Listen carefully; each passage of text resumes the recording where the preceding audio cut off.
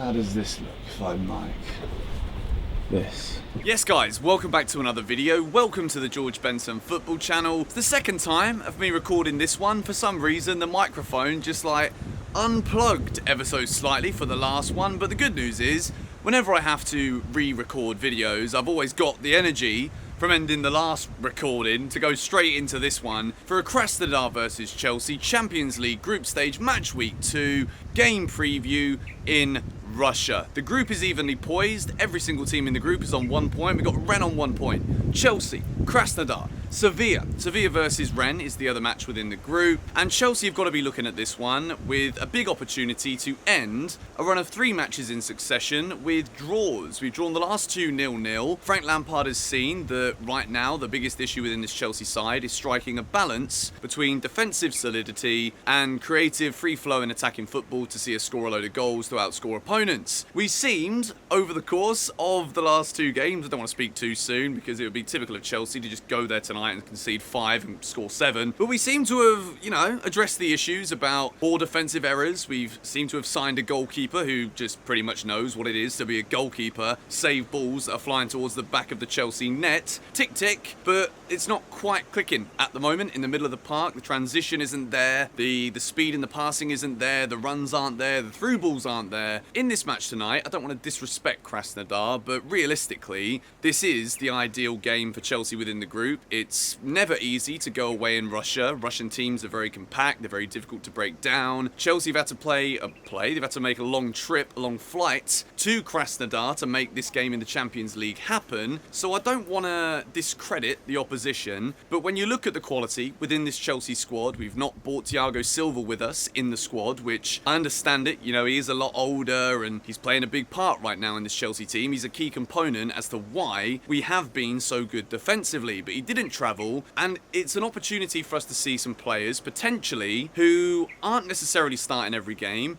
who have points to prove, who I still believe have more than enough quality in a Chelsea shirt to make a big difference to this squad. We're competing on various different fronts this season: FA Cup, Champions League, Premier League as well. Rotation is going to be key. I don't want to disrespect my opponents tonight. My opponents, I'm going to be sitting here in Bali doing nothing but watching the game, but our opponents, Chelsea's opponents, Krasnodar, and the team that I've built, I perfectly believe is good enough to go ahead and win the game. Before we get into anything though, I do want to ask you to subscribe to the George Benson football channel. We're on the road to 200,000, which is an astronomical number by all stretches of the imagination. If you're not yet subscribed, please do so and see how many likes we can get on this video before kick-off this evening, just before 6 PM in the UK. If we can hit 5,000, that would be a phenomenal goal and I'll be a very happy man. But without any further ado, let's start off with Edu, the goalkeeper, Edouard Mendy. He's come in, he's played 4 matches so far for Chelsea, he's kept 3 clean sheets, including a point-saving save at the end of the game against United to deny Marcus, his name isn't that, is it? It's Marcus Rashford, to deny Rashford a brilliant curling strike into the top corner to win the game in the dying embers for Man United.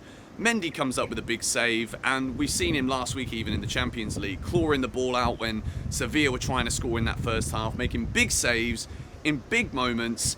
It's everything we've asked for from a goalkeeper. He's very quickly warming to the hearts of Chelsea fans because he just does the things that we've always wanted Kepa to do that he's just not done. Kepa's had good performances. Yes, he's made big saves, but when it really matters, we've not been able to rely on him. We've not been confident in him, and I'm talking about the defenders and the way he communicates. Mendy's got a presence, and what we've seen so far with a 75% clean sheet success rate has been brilliant. And for me, he's got to start every single match he's fit now. Mendy's the goalkeeper, and we move into a back 4. And the biggest one at the moment, if Thiago Silva was in the team, I'd go with Zuma and Silva all day long. The biggest dilemma right now for me, as a Chelsea fan who makes these videos and previews, and I guess for Lampard as well, is who starts at right back.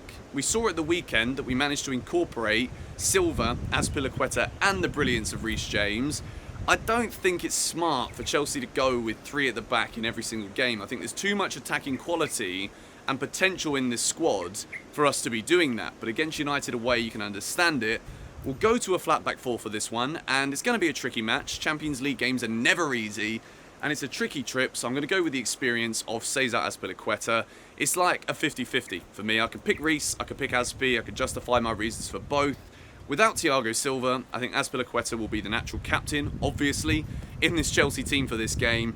Azpi starts at right back, and then we go into a centre-back pairing of Kurt Zouma in his preferred right centre-back position. Of course, he has to alter that to accommodate for Thiago Silva, who's been doing it for 20-odd years in the right centre-back role. Zouma alongside Tomori. Now, I don't know what it is about Fikayo Tomori. We've seen that Rudiger's come back into the squad, and having been omitted from the squad 6 of the last 7 games, the questions in the press conference were obviously directed towards whether or not Rudiger's going to be involved. Lampard says he's in contention. That isn't saying that he's going to be the starting centre-back. And I've wanted to see Tomori play in a Chelsea shirt this season a few times. Obviously now we're seeing a very stable partnership between Zouma and Silva. It's going to be even harder for Tomori to break into this team. We saw in the early stages of last season that Tomori's a very competent defender. He's very confident, he's fast. You remember that game away at Ajax in the Champions League last season? I think it was the first or second away game, and he was brilliant. Chelsea kept a clean sheet in that one, and I'm looking at those memories, and I would love to see him start, as a butterfly flies over my head. I'd love to see him start tonight in Krasnodar. I think it's a great opportunity again for Frank to show his trust in the player. There's clearly some issues where I don't really know what it is with Tomori. If I was to hazard a guess, educated guess, I'd say that whatever Frank is trying to implement tactically, defensively, in training, Tomori might be the slowest one to grasp it. So therefore, when it comes to picking his matchday squads, or when it comes to picking his 11s, Tomori isn't at the forefront of Frank's mind to start. We've got to remember, he is still very young. The centre-back position, any club, not just Chelsea, is an important one for the defence of the team to not concede as many goals. So, for me, it's a perfect opportunity. I don't want to see Rudiger just not be involved and then come straight in and start just because Silva's not in the squad. Christensen I'm not confident with at all. So, for that reason, it has to be Tomori for me. I think he's probably the 3rd best centre-back at the club. So therefore, he's got to play. If he doesn't, I'll be asking questions. And I'll be wondering what it is Tomori has to do to ever get minutes in a Chelsea shirt. Because he could have just gone out on loan. You know, like, why didn't we loan him if we're not going to play him when Silva's not in the squad? So, left-back picks himself. It's Benjamin Chilwell, Mr. Chilly himself. Been incredibly impressed, as I've said multiple times so far this season, with the way Chilwell is integrated within the squad. He seems to be friends with everybody. He's got a good connection with certain players on the field as well. And he looks confident. You know, he goes forward. He's very good with his defensive work rate as well. Positionally, he's better than Emerson or Alonso have ever been in Chelsea shirts, apart from maybe Alonso going forward and scoring screamers at Spurs. But it is what it is. Emerson, I don't even think he expects to be in the team for this one. Chilwell starts at left back. And we move into a midfield pivot, and I've decided to rest N'Golo Kante for this one. I'll give you my reasons why. I've put Kovacic and Jorginho in there, as you can see on the screen. The reason I want to rest Kante is he is getting older. I'm not going to say he's too old and he's past his prime, but what I will say is despite the efficiency of the interceptions, despite the efficiency of the tackles that Kante still is clearly exhibiting in a Chelsea shirt, I would say that the transition, when he wins the ball back and he offloads it and he starts attacks, it's not as consistent as I'd like. And I think it's been a bit sloppy at times this season from Kante. He's not been at his best. He's still been good. I think he's still very important to this Chelsea team. But again, I think a lot of that is last season was a recovery season from him where he kept getting little injuries, kept having to recover. Maybe he wasn't given as much recovery time as he was needed. And I think what we're seeing in the early stages of this season is the effect that had last season on his fitness for this season. I don't think he's quite as sharp as I'd want him to be. And I don't just want to write it off because of age, which a lot of Chelsea fans have done. And I don't think it's the most rational way of approaching the Kante situation. But even though I don't want to disrespect Krasnodar, and I want Chelsea to go out and field the strongest team possible and win the game, of course, you've got to be realistic. Rotation is going to have to be an element of the squads that Lampard picks and the 11s he picks this season. So Kovacic and Jorginho, I've been impressed with Jorginho this season. I think, yes, at times it is very sideways, it's very pedestrian, it's mundane, it's boring, it's predictable. But I think for a game like this, you kind of need those kind of players. You know, Chelsea will have opportunities. There will be times when we're tested and Krasnodar will come at us. Kovacic is a good tackler as well. He's got that ability to dribble the ball away and start attacks for Chelsea. He's very compact. He gets out of tight positions very well. And I think that pivot could work quite well in this one. I don't think it's always necessarily been a good combination. But in order to rest Kante and to keep some balance and, you know, some shape within this Chelsea team today when it's not quite working cohesively between the defence and the attack right now, I think you need a passer, you need a dribbler in the holding midfield position, so I've gone with both of them. And we move and start with the left wing position. Again, I've decided to rest a couple of attacking players for this one, and I've rested Christian Pulisic, which some people might think, Benson's going crazy again. Lampard doesn't like Hudson-Odoi. Hudson-Odoi doesn't play. This is the perfect game for Callum Hudson-Odoi to start for Chelsea. I think he's got so much to prove. He's got that interest that's always arising from Bayern Munich and Chelsea. Like, no, Callum signed a new deal. We want him to stay at the club. Frank, please, give us some Callum today. Give us some Cho, whether it's on the right or the left. I've put him on the left because he's also come out and said that Ziyech is almost ready, match fit, ready to start games in a blue shirt, and I think this is a perfect one for him.